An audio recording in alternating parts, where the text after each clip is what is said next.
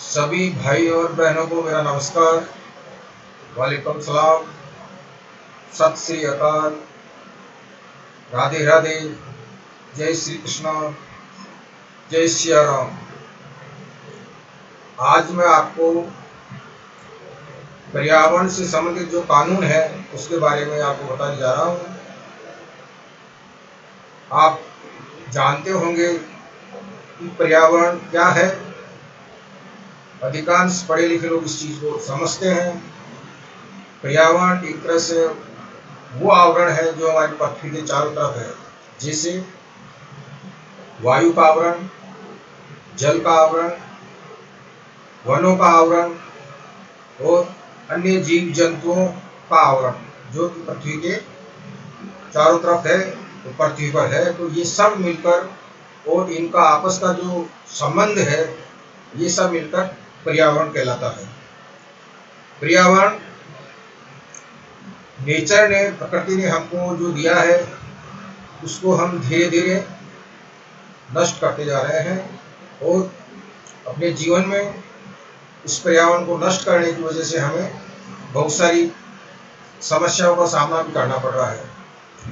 तो इस पर्यावरण को प्राचीन काल से ही इसकी समझ लोगों को थी कि हमको पानी को बचाना है, वायु को गंदा नहीं करना है, वन्य जीव जंतुओं को बचाना है और मनुष्य मात्र, प्राणी मात्र के प्रति दया भावना रखनी है। इस प्रकार की विचारधारा अति प्राचीन काल से चली आ रही है। लेकिन चूंकि धीरे धीरे जनसंख्या बढ़ती गई और हमने पर्यावरण को नष्ट करना शुरू कर दिया, वनों को हमने नष्ट किया खेती करने के लिए, अपने पशु को पालने के लिए, वायु को हमने जो है बहुत सारी हमने इंडस्ट्रीज लगा के उसको खराब किया, पानी को हमने कई प्रकार की जो हमारी इंडस्ट्रीज है, हमारे कई प्रकार के जो घरों से निकलता है मलमूत्र, उनसे हमने इनको नष्ट किया। तो इन सब को बचाने के लिए कानून बनाए गए और इन कानूनों में हमारे देश में बहुत अच्छे अच्छे कानून भी बने हैं और पर्यावरण को हमारे संविधान की नीति निर्देश को भी महत्व दिया गया है। तो इसमें आजकल में पर्यावरण के अंतर्गत जो वन है, वन्य जीव है और वनों में रहने वाले लोग हैं, उनसे संबंधित कानूनों की आपको यहाँ चर्चा करूँगा और आशा करता हूँ कि आपको ये पसंद आएंगे और ये सभी उन एडवोकेट्स के लिए बहुत ज़रूरी है, उन लॉ ग्रेजुएट्स के लिए भी आवश्यक है और जो भी एक जागरूक नागरिक है वो भी इनसे उसको फायदा मिलेगा और वो भी देश में अपनी कर्तव्य को ठीक से निभा पाएंगे, ऐसा मैं विश्वास करता हूँ। तो आप इस वीडियो को अंत तक देखिए, इसको लाइक करिए, सब्सक्राइब करिए और संभव हो तो अन्य अपने मित्रों को इसको शेयर भी करिए। तो मैं यहाँ पर्यावरण के आज वनों और वनों से संबंधित जो कानून है उनके बारे में बताने जा रहा हूँ।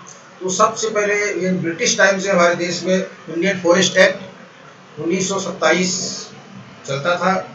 उस समय ये इंडियन फॉरेस्ट एक्ट या भारतीय वन अधिनियम अंग्रेजों ने बनाया था। उनका उद्देश्य ये था कि भारतीय जनता को वनों से दूर रखा जाए और वन क्षेत्रों में जो भी वनों प्रकाश है, टिम्बर है और अन्य जो भी उत्पाद निकलते हैं उनका वो दोहन कर सकें और इसके अलावा वो अपने जो है जानवरों का शिकार कर सके, आनंद बना सके। ये उनका मुख्य उद्देश्य अंग्रेजों का था। लेकिन जब देश आज़ाद हुआ तो उस समय उस कानून को लागू रखा गया और ये कानून आज हमारे लिए बहुत ही महत्वपूर्ण है और ये कानून हमारे देश में उस समय सब जगह लागू था। लेकिन चूंकि देश आज़ाद होने के बाद वन और पर्यावरण और ये जो वन और कानून और वन्य जीव जो है विषय जो है राज्य की सूची में चला गया और 1980 के बाद फिर ये समवर्ती सूची में आ गया। तो जब ये राज्य की सूची में आ गया, समवर्ती सूची में आ गया, तो राज्यों को भी इसमें कानून बनाने का अधिकार बन गया वनों और पर्यावरण पे। तो इसीलिए इंडियन फॉरेस्ट एक्ट के बिल्कुल मिलते जुलते कानून विभिन्न राज्यों ने बनाए। कई राज्यों ने इंडियन फॉरेस्ट एक्ट को ही अपने राज्य कानून मान लिया। तो इसके जो मुख्य प्रावधान है बताना चाहता हूँ कि इस अधिनियम के अंतर्गत वनों का वर्गीकरण किया गया है, जैसे कि रिजर्व फॉरेस्ट आरक्षित वन, प्रोटेक्टेड फॉरेस्ट संरक्षित वन, विलेज फॉरेस्ट ग्रामीण वन और प्राइवेट फॉरेस्ट जो कि निजी वन है, जो कि राज्य सरकार के नियंत्रण में है। तो इनको बचाने के लिए इनमें प्राविधान है। और जो रिजर्व फॉरेस्ट बनाया जाता है उसके लिए सेटलमेंट, फॉरेस्ट सेटलमेंट की वन बंदोबस्त प्रक्रिया लागू होती है, उसमें इसका वर्णन है। इसके अतिरिक्त इसमें जो वन उत्पाद निकलते हैं उनको किस प्रकार से उनका उनका ट्रांजिट या आवागमन किया जाएगा, इस संबंध में भी इसमें कानून, और जो भी इंडस्ट्रीज विशेषकर जो टिम्बर या उस पर आधारित वन उत्पादों पे उनसे संबंधित उसमें रेगुलेशंस इसमें दिए गए हैं। और इस अधिनियम में वन अधिकारियों को बहुत अच्छा काफ़ी पावर दी गई है। वो उनको वन अपराध करने वालों को अरेस्ट कर सकते हैं और उनको जेल भिजवा सकते हैं। इस अधिनियम में वन अधिकारियों को मजिस्ट्रेट्स की पावर्स भी दी गई है। तो ये अधिनियम बहुत महत्वपूर्ण है। और इसी प्रकार 1972 में वाइल्ड लाइफ प्रोटेक्शन एक्ट आया और इसका मुख्य उद्देश्य था कि हमारे वन क्षेत्रों में जो भी वन्य जीव है उनकी सुरक्षा की जाए। तो इस वाइल्ड लाइफ प्रोटेक्शन के अंतर्गत जो भी वाइल्ड लाइफ एरियाज होते हैं, वन्य जीव क्षेत्र होते हैं, उनको प्रोटेक्टेड एरियाज या संरक्षित क्षेत्र कहा गया है। और ये वर्तमान में ये जो क्षेत्र है उनमें सबसे जिसको अच्छी सुप्रीम माना जाता है वो है नेशनल पार्क, फिर उसके बाद वाइल्ड लाइफ सेंचुरीज, उसके अलावा फिर जो इन एरियाज के पास है उनको जो है कंजर्वेशन जोन या जो है इस प्रकार से नाम दिया गया है। तो इन क्षेत्रों को इस अधिनियम के अंतर्गत वाइल्ड लाइफ प्रोटेक्शन एक्ट के अंतर्गत वन्य जीवों को शिकार पे एक तरह से प्रतिबंध है। वन्य जीवों को उनका वर्गीकरण किया गया है। उसमें जो है शेड्यूल में 5-6 शेड्यूल इसमें दिए गए हैं। और इसमें एक और अच्छी चीज़ जो जोड़ी गई है कि ऐसे दुर्लभ प्लांट्स को भी इस वन्य जीव वाइल्ड लाइफ प्रोटेक्शन एक्ट के अंतर्गत उसको लाया गया है। तो वर्तमान में हमको ये समझना चाहिए कि इस अधिनियम के अंतर्गत जो है वन्य जीवों का शिकार अवैध है और कोई करता तो उसको 6 महीने से लेके 7 साल की सजा का इसमें प्राविधान है। अगर टाइगर का कहीं कोई वन्य जीव क्षेत्रों में प्रदर्शन करता है तो उसको 7 साल या उससे अधिक की सजा हो सकती है और उसको 5 लाख तक का जुर्माना भी इस अधिनियम के अंतर्गत किया गया है। इस वाइल्ड लाइफ प्रोटेक्शन एक्ट के अंतर्गत जो ट्राइबल एरियाज जैसे अंडमान आदि में तो उनको वन्य जीवों की शिकार करने की छूट दी गई है। तो ये अधिनियम बहुत ही महत्वपूर्ण है और पूरे देश में यह अधिनियम लागू है। इसमें राज्यों ने किसी प्रकार का कोई संशोधन नहीं किया, लेकिन कुछ उन्होंने इस तथ्य के अंतर्गत नियम कानून बनाए।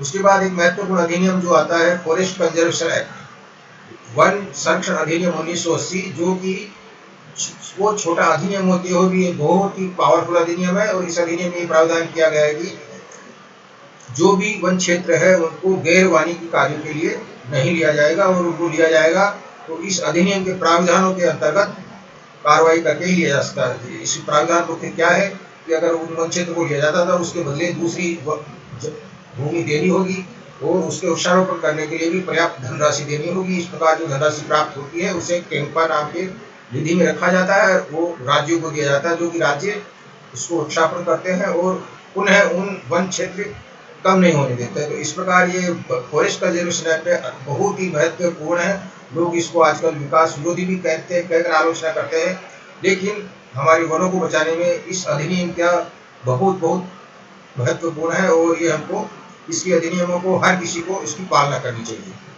इसके बाद जो है जैसे कुछ वन क्षेत्र कुछ पेड़ या ऐसे वनों के आकार में जो प्राइवेट भूमि पे है उनके लिए भी विभिन्न राज्यों ने कई कानून बनाए हैं। जैसे उत्तर प्रदेश में उन्होंने प्रोटेक्शन ऑफ ट्रीज एक्ट बनाया है। उसके अंतर्गत प्राइवेट जमीन पे जो भी वृक्ष या वन खड़े हैं उनको बिना अनुमति के वो लोग नहीं काट सकते। इस प्रकार का इस अधिनियम में प्रावधान किया गया है। इसी प्रकार जो है चूंकि हम वन क्षेत्रों में वनवासी या आदिवासी या ट्राइबल्स शेड्यूल ट्राइब्स लोग रहते हैं, इसके अलावा कुछ दूसरे लोग भी रहते हैं, तो उन लोगों को भी वो उनकी रोजी रोटी जीवन पूरा वनों पे ही चलता है और वो उनको संरक्षण देने के लिए फॉरेस्ट राइट्स एक्ट 2006 में पारित किया गया। और इस अधिनियम का जो पूरा नाम है वो है कि scheduled tribes and other forest dwellers protection of rights act, ये इस पूरे अधिनियम का नाम है, लेकिन शॉर्ट में इसको FRA या फॉरेस्ट राइट्स एक्ट कहते हैं। और ये उन लोगों को अधिकार देता है ट्राइबल्स को जो कि काफ़ी लंबे समय से वनों पे रह रहे हैं। तो ये अधिनियम उनके सुरक्षा का एक बहुत ही प्रावधान है, लेकिन ये है कि इस अधिनियम में उनको पट्टे एक तरह से दिए जाते हैं फॉरेस्ट राइट्स के, और वो उन वन क्षेत्रों में अपनी खेती आदि कार्य कर सकते हैं, स्कूल आदि और सिंचाई और इस तरह के जो भी पंचायत भवन क्षेत्र आदि का कार्य भी वो लोग करवा सकते हैं। तो ये अधिनियम वन में निवास करने वाले आदिवासी भाइयों के लिए बहुत ही महत्वपूर्ण है। इसके अलावा एक बायोलॉजिकल डाइवर्सिटी एक्ट 2002 में पारित किया गया है। ये वन क्षेत्रों के लिए तो महत्वपूर्ण है, लेकिन वनों से बाहर जो भी क्षेत्र है वहाँ भी बहुत महत्वपूर्ण है, क्योंकि हमारी जो जैव विविधता है उसका संरक्षण करने के लिए, उसका ठीक से सदुपयोग करने के लिए इस अधिनियम को लाया गया था। और इसके अंतर्गत बायोलॉजिकल डाइवर्सिटी अथॉरिटी जो मद्रास में स्थित है, और राज्यों में स्टेट बायोलॉजिकल डाइवर्सिटी बोर्ड्स बनाए गए हैं जो कि बायोलॉजिकल डाइवर्सिटी के संरक्षण के लिए कार्य करता है।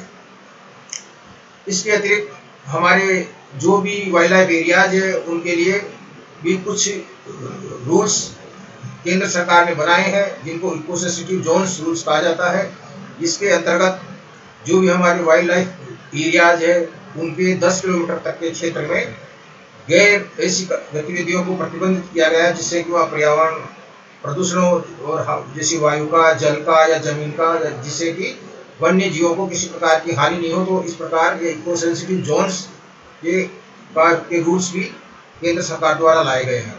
इसके अतिरिक्त उत्तर प्रदेश में जो है 100 मिल रूल्स और कोयले से जो है जो चारकोल बनता है उसमें लकड़ी से, उसके लिए भी उत्तर प्रदेश में कानून लाए गए हैं। और इस प्रकार के कानून संभवतः अन्य राज्यों में भी है, जो कि कोई भी सामिल अगर स्थापित करना है उसको तो लाइसेंस लेना होगा। लेकिन 1995 में जो गोडा वर्मन के केस में जो जिसकी पिटीशन नंबर 202/95 है, उसमें ये जो है आरामीनों के स्थापन पर वन क्षेत्रों के पास में उस पर प्रतिबंध लगा दिया गया है, और अन्य जगहों पे भी बिना लाइसेंस की कोई भी आरामी नहीं चलेगी। इस प्रकार के प्रतिबंध इस यूपी सामिल रूल्स के कारण, और जो सुप्रीम कोर्ट में गोडा Varman versus union of India और अदर्स का जो केस है उसके रेफरेंस में इस प्रकार के आदेश निर्णय सुप्रीम कोर्ट द्वारा पारित गए और जो पूरे देश में लागू होते हैं। इसी प्रकार जो है जो वन उत्पाद है, प्रकाष्ठ है, उनको एक स्थान से दूसरे स्थान पर ले जाया जाता है। उसके लिए भी टिम्बर ट्रांजिट रूल्स है, जो उत्तर प्रदेश में भी है और राजस्थान में भी है, और इनसे उन उत्पादों को एक स्थान से दूसरे स्थान पर ले जाने के लिए पास लेना होता है, जिसे कि ट्रांजिट पास कहा जाता है या आजीवन पास कहा जाता है, वो लेना जरूरी होता है। लेकिन कुछ मामलों में राज्य सरकारों ने इसमें छूट भी दे रखी है, जैसे कि यूकेलिप्टस और बबूल, पॉपुलर, इस प्रकार की जो प्रजातियां जो कि खेतों पे उगाई जा रही है पर्याप्त मात्रा में, उनको अभी इस ट्रांजिट रूल से उनको माफ भी किया गया है, लेकिन बाकी जगहों पे ये रूल्स लागू होते हैं। तो इस प्रकार मैंने आपको ये बताने का प्रयास किया है कि वनों से संबंधित जो कानून है वो किस प्रकार से वनों में रहने वाले वन्य जीवों के लिए और जो वनवासी है या आदिवासी है उनके सुरक्षा के लिए ये जो कानून लाए गए हैं बहुत महत्वपूर्ण है। इनको हमको हर किसी को समझना चाहिए, और ये इस के बारे में विस्तृत और जानकारी आपको चाहिए तो आप लोगों को भारत सरकार की जो वन एवं पर्यावरण मंत्रालय की जो वेबसाइट है www.moefcc.gov.in पे जाके इनका विस्तार से अध्ययन कर सकते हैं। विशेषकर उन लाभरिजियोट्स को इसके बारे में अध्ययन करना चाहिए उस वेबसाइट से जाके। तो अंत में मैंने एक संक्षेप में वनों से संबंधित पर्यावरण कानूनों का आपको जानकारी दी। आशा करता हूँ कि आपके लिए बहुत उपयोगी होंगे, और आप इसको लाइक करें, सब्सक्राइब करें, और मेरे चैनल को सब्सक्राइब करें, और अन्य अपने मित्रों को जो है आप शेयर भी करें। धन्यवाद।